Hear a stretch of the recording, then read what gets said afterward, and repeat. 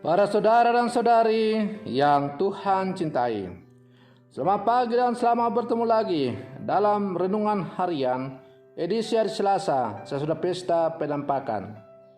Mengawali hari yang baru ini, kita hendak mendengar dan merenungkan sabda Tuhan. Marilah sebelum kita mendengar dan merenungkan sabda Tuhan, kita berdoa. Dalam nama Bapa dan Putra dan Roh Kudus. Amin. Allah Bapa kami, pengasih dan penyayang, kami dapat mengenal Engkau lebih dalam apabila kami berani saling menaruh cinta kasih. Kami mohon berilah kami daya kekuatan itu, agar dapat hidup rukun dan damai dengan saling membantu, menjaga dan melindungi. Bersabdalah ya Tuhan, kami siap untuk mendengarkan. Terpujilah Engkau Bapa, Putra dan Roh Kudus, kini dan sepanjang segala masa. Amin. Para saudara dan saudari yang Tuhan cintai, sabda Tuhan yang hendak kita dengar dan kita renungkan untuk mengawali hari yang baru ini, hari Selasa sesudah Pesta Penampakan, diambil dari Injil Markus pasal 6 ayat 34 sampai 44. Tuhan sertamu. Inilah Injil Tuhan kita Yesus Kristus menurut Santo Markus. Begitu banyak orang yang mengikuti Yesus. Ketika Yesus melihat jumlah orang yang begitu banyak, maka tergeraklah hatinya oleh belas kasihan kepada mereka. Karena mereka seperti domba yang tidak mempunyai gembala. Lalu mulailah ia mengajarkan banyak hal kepada mereka. Pada waktu hari sudah mulai malam, datanglah murid-muridnya kepadanya dan berkata, "Tempat ini sunyi dan hari sudah mulai malam. Suruhlah mereka pergi, supaya mereka dapat membeli makanan di desa-desa dan di kampung-kampung di sekitar sini." Tetapi jawabnya, "Kamu harus memberi mereka makan." Kata mereka kepadanya, "Jadi haruskah kami membeli roti seharga 200 dinar untuk memberi mereka makan?" Tetapi ia berkata kepada mereka, "Berapa banyak roti yang ada padamu? Cobalah periksa." Sesudah memeriksanya mereka berkata, 5 roti dan 2 ikan. Lalu ia menyuruh orang-orang itu supaya semua duduk berkelompok-kelompok di atas rumput hijau. Maka duduklah mereka berkelompok-kelompok. Ada yang 100, ada yang 50 orang. Dan setelah ia mengambil 5 roti dan 2 ikan itu, ia menengadah ke langit dan mengucap berkat. Lalu memecah-mecahkan roti itu dan memberikannya kepada murid-muridnya, supaya dibagi-bagikan kepada orang-orang itu. Begitu juga kedua ikan itu dibagi-bagikannya kepada semua mereka. Dan mereka semuanya makan sampai kenyang. Kemudian orang mengumpulkan potongan-potongan roti 12 bakul penuh, selain daripada sisa-sisa ikan. Yang ikut makan roti itu ada 5.000 orang laki-laki. Demikianlah Injil Tuhan. Para saudara dan saudari yang Tuhan cintai, kunci kebahagiaan sejati yang dirindukan oleh semua orang dalam setiap hubungan adalah kasih. Kasih pula yang menggerakkan orang untuk melakukan hal-hal yang bahkan tampak konyol dan rumit, bahkan luar biasa. Seorang ibu bisa mempertaruhkan nyawa demi anaknya, seperti juga seorang laki-laki yang berani mati demi kekasihnya. para saudara dan saudari yang Tuhan cintai. Namun tampaknya sukar untuk mengasihi yang lain jika kita tak merasakan dan mengalami kasih dalam hidup. Karena itu Rasul Yohanes mengingatkan kita untuk menyadari kasih Allah bagi kita. Kesadaran tersebut akan membuat kita lebih mudah untuk menjadi pribadi yang penuh kasih dan bahkan untuk mengasihi musuh. Para saudara dan saudari yang Tuhan cintai. Dalam bacaan Injil hari ini yang baru saja kita dengar bersama, kasih Yesus tampak dalam perhatian pada orang banyak yang mengikutinya. Ia mengajari, memberikan peneguhan, dan juga menyediakan mereka makanan. Yesus tidak menyerahkan urusan tersebut ke tangan pasar, karena di sana persaingan lebih sering terjadi daripada solidaritas. Itulah sebabnya ia memberi perintah kepada para muridnya.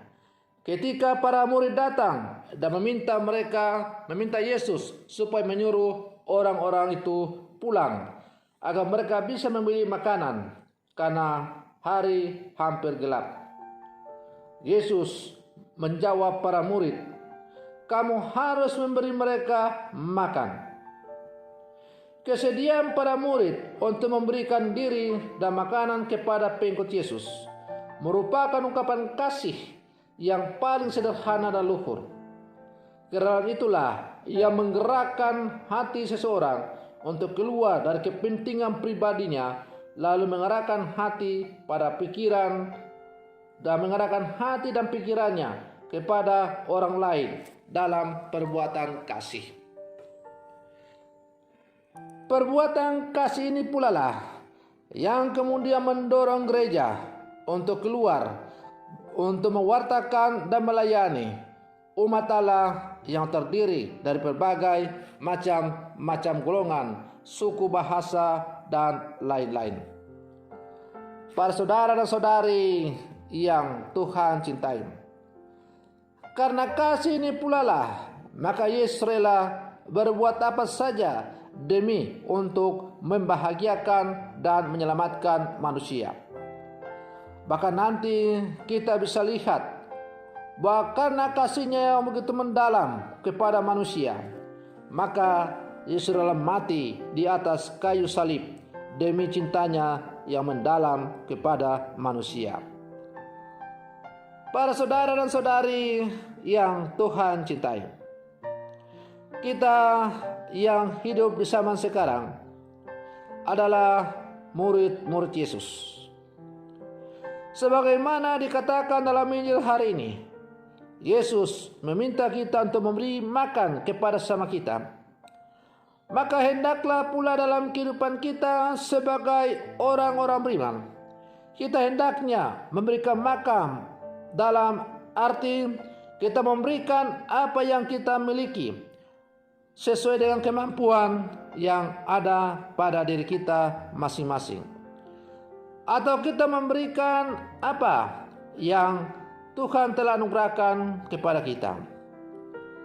Para saudara dan saudari yang Tuhan cintai, saya misalnya adalah seorang gembala. Maka perintah Yesus untuk memberikan makan kepada sesama, kepada umat, saya tafsirkan bukan dalam arti memberi makan dalam arti harfiah. Karena pastilah saya tidak memiliki kemampuan untuk memberikan makan kepada orang banyak dalam arti harfiah itu. Tetapi perintah Yesus untuk memberikan makan kepada sesama sebagaimana ditujukan kepada saya dalam kapasitas saya sebagai seorang hamba Tuhan atau sebagai seorang imam, atau lebih tepat lagi sebagai seorang pastor paroki, adalah dengan berusaha melayani umat sebaik-baiknya lewat tugas dan panggilan saya sebagai seorang pastor paroki.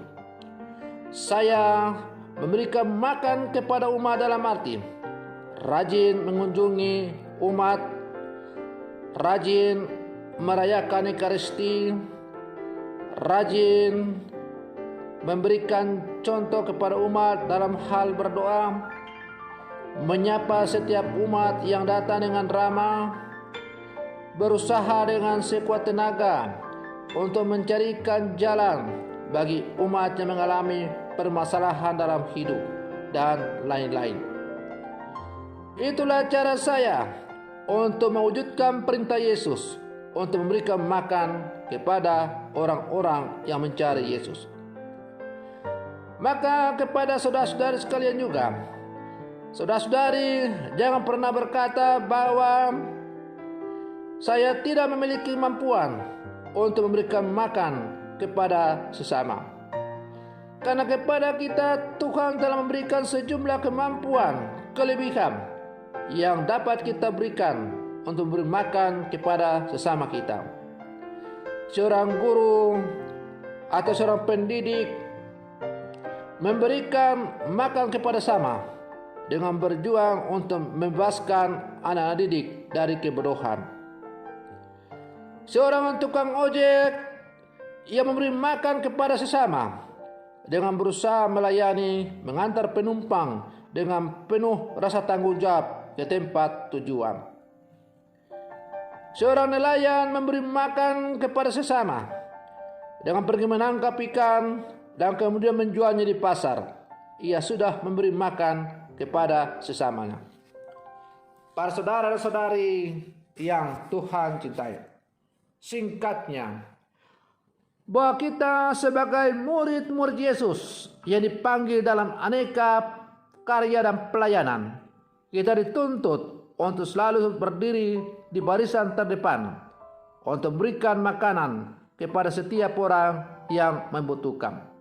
Entah makanan dalam arti jasmani, entah makanan dalam arti rohani, atau makanan dalam arti yang lain, seperti misalnya nasihat, peneguhan-peneguhan, saling sapa menyapa, hidup rukun dan damai, dan sebagainya.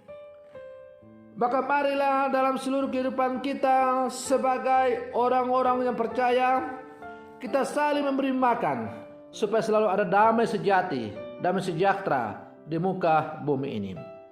Semoga permenungan saya ini semakin menghantar kita untuk menjadi pelaku-pelaku sabda dalam seluruh kehidupan kita. Semoga demikian. Selamat pagi. Tuhan Yesus memberkati.